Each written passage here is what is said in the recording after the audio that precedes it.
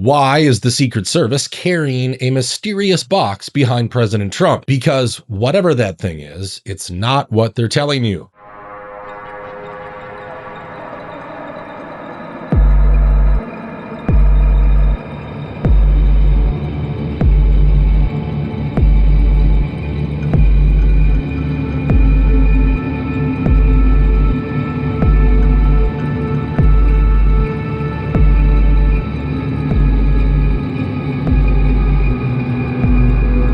That doesn't look like any standard service weapon. Now, Grok is claiming it's a drone gun, MK4, used to take down drones. But here's the problem. We've already seen what those look like, and this is clearly not it.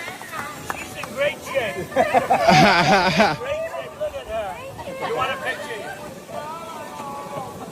Come on over here. Is she in good shape or what? So what is it? Some people think it's a CBRN monitor, something designed to detect chemical, biological, or even nuclear threats. Instant analysis at the point of need could make the difference for your team and those you protect. Now, this honestly would make sense, but things are still strange. The agent holding it is wearing gloves. Now, if this is actually detecting dangerous substances, you would expect full protective gear, not just gloves. And here is the part no one can explain. Why is the agent with the detector walking behind the president instead of in front of him? That alone has people seriously questioning what is really going on here. So I want to know what you think, because this does not add up. And this is not the only thing going viral right now. There's a clip of Justin Bieber at 16 years old hugging Taylor Swift, who was 20 at the time, and people are losing it over this.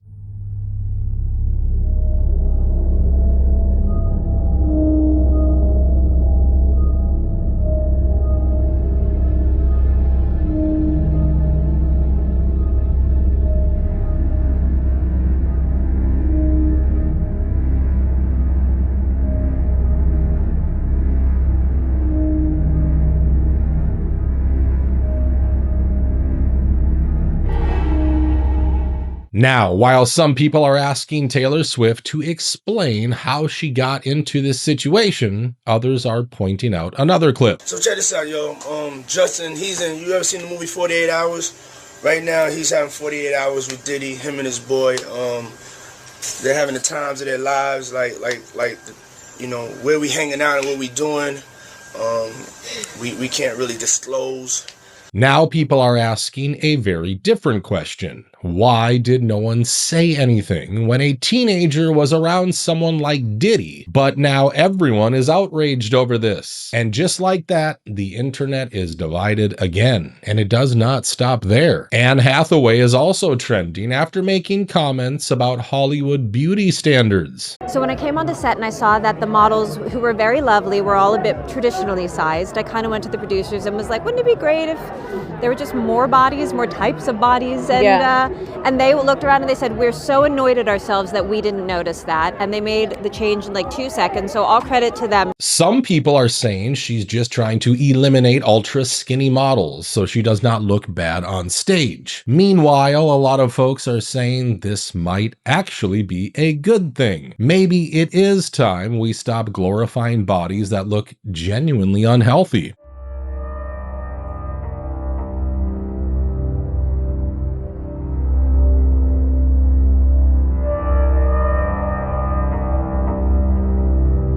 Good to be home, and it's good to be here. It's very warm atmosphere.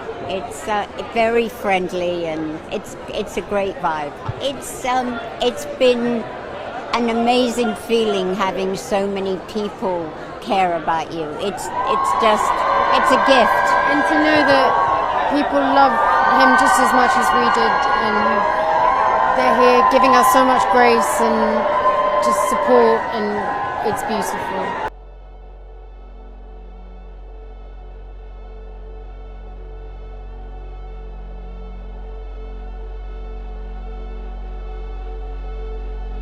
Now, speaking of looking healthy, Lionel Richie just broke the internet.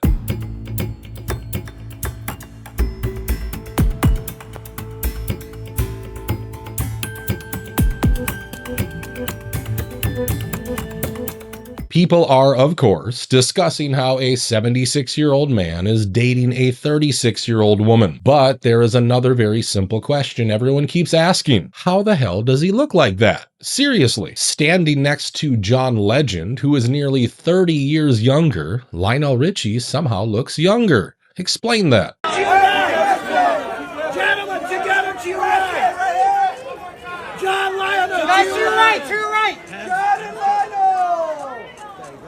And if you think that's strange, this next one is even crazier. A surgeon is going viral for claiming that some patients actually start looking younger right after their spouse dies. He says he's seen it happen multiple times. No clear explanation, no real studies, just something that keeps happening. One of the most surprising observations I've made as a physician over the last several years is that sometimes patients only get better after their spouse dies. And you would think it'd be the opposite. If like your husband or wife died, you'd be grief-stricken and all your medical issues get worse.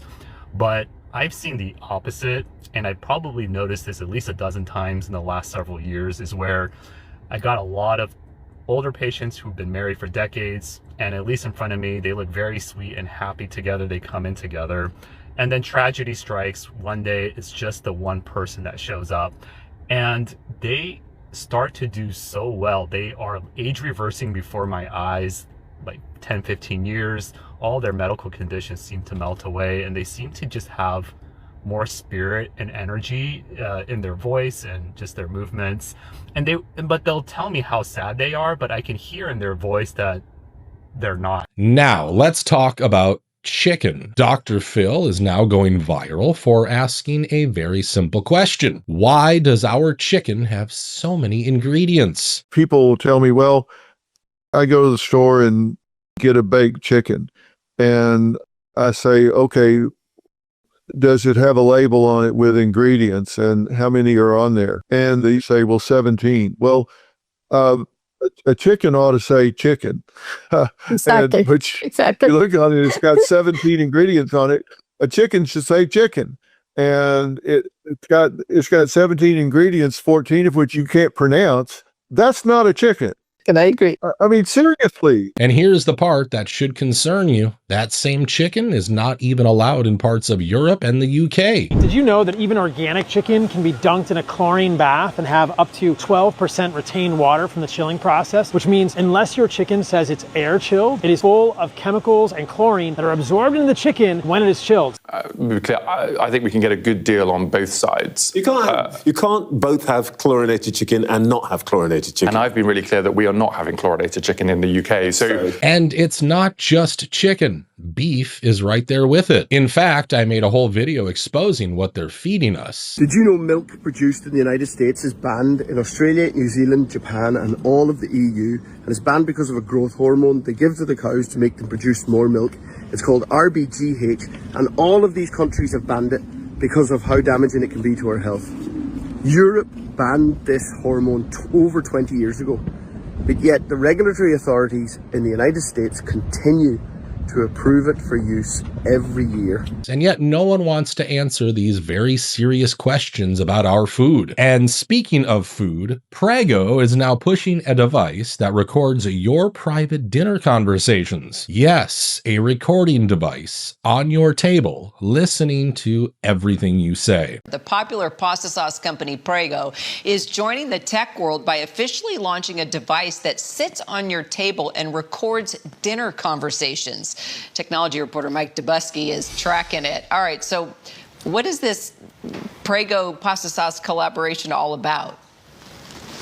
Yeah, so this is a device that's called the Connection Keeper. It's like a small little puck that's designed to sit on your dinner table and record your conversations. It's a recording device at its core. And Prego has partnered up with an organization called StoryCorps, which is a nonprofit that basically collects stories from various Americans and preserves them at the Library of Congress for posterity, for historical purposes. Prego's idea is what better place to find American stories than around the dinner table. But Kira, of course, every time we talk about recording devices, there are some privacy questions that go along with that. Namely, why would you want to record your family's dinner conversations? Well, Prego says that this is actually a pretty low-tech device at the end of the day. There is no connection to the internet. There's no Bluetooth, so it doesn't connect to your phone. If you want to upload this audio to StoryCorps, you got to do it the old-fashioned way. You have to plug it into your laptop. And this is pretty unique for a device in 2026. There's no artificial intelligence. Prego says they plan to build less than 100 of these devices, and they go on sale next week for $20. You also get some pasta and, of course, pasta sauce along with it. Not a tech company, a pasta sauce brand. So the question is, who's actually putting this on their table and thinking it's normal? Because that is insane. Now, speaking of things people are questioning, Monica Lewinsky is trending again. This time for comments that many feel are trying to normalize cheating. And people are even more confused seeing her blame the media when she was hooking up with the most powerful man in the world inside the Oval Office. If you had to think about something that you would do differently, now that you know what you know now, what would that be? Oh. Wait, we're talking about finance. Exactly. I'm really, we could go a lot of different directions. Yeah, exactly. Ooh, all right. Monica? I think just in the financial realm. Wait, I love it. Oh my God. You cannot swear here. Yes. You cannot laugh. You are, itself, you are so Monica, and I'm wondering if you ever felt that you were wronged in your career just for being a woman. Basically, that if you were a man, you would have been judged otherwise. Maybe like people would root for you, but because you were a woman, you were bullied and like sort of like stepped over, and you became like the villain in the story. Yeah.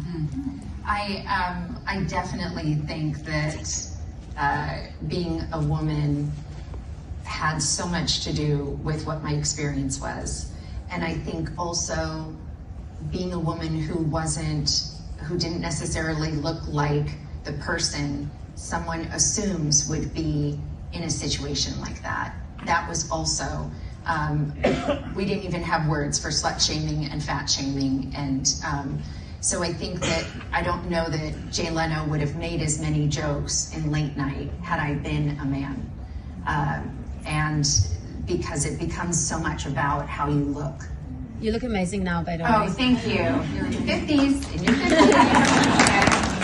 You're an amazing dermatologist. So, yeah, I do think gender, and I think in terms of, especially around the know your worth, I mean, I'm sitting here feeling really like I should be in the audience, just listening to the... Now, let's talk about something hitting everyone. Flying. Because right now it feels like every time you book a flight, you are getting ripped off. Is it just me, or is the airline greediness getting out of control? I went to book a flight from California to Michigan for a wedding, and almost every single airline I looked at in their basic fare didn't include luggage. I understand that the basic fare doesn't include seat selection. That's fine. I'm by myself. Who is traveling without luggage? Who? It is insane to have to pay to bring luggage on a plane when you are traveling somewhere else. Like, come on. Prices are going up, experience is getting worse, and some people think that this is not random. They think it's intentional because we've already heard the idea being floated, a future where the rich travel freely and everyone else stays home using virtual reality.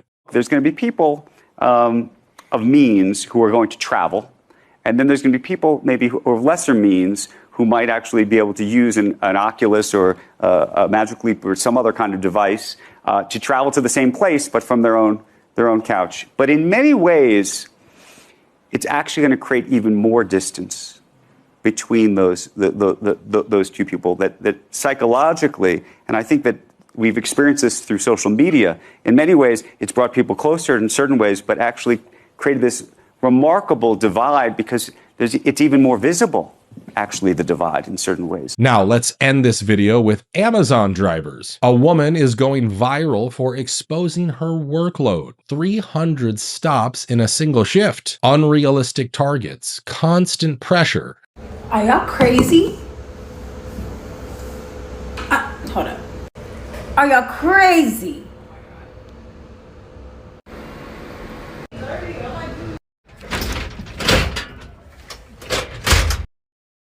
And now people are asking one simple question. Is this just corporate greed, or are they pushing drivers to quit so they can replace them with drones? Because at this point, nothing feels accidental anymore.